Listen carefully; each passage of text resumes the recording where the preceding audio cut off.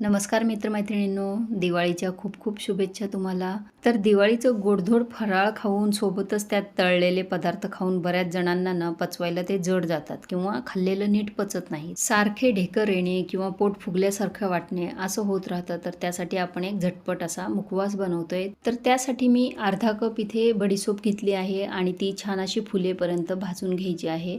त्यानंतर 1/8 कप आपण तीळ घेतलं आहे आणि ते सुद्धा छान फुलेपर्यंत भाजून घ्यायचं. त्यानंतर आपण 1/8 कप घेतला आहे जवस आणि जवससुद्धा छान फुलेपर्यंत भाजायचं आहे.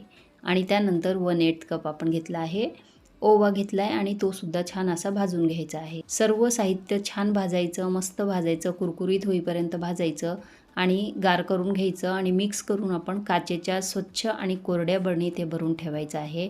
आणि हे प्रत्येक जेवणानंतर तुम्ही 1-1 चमचा रोज खायचा आहे. चमचाभर मिश्रणात थोडंसं काळं मीठ टाकून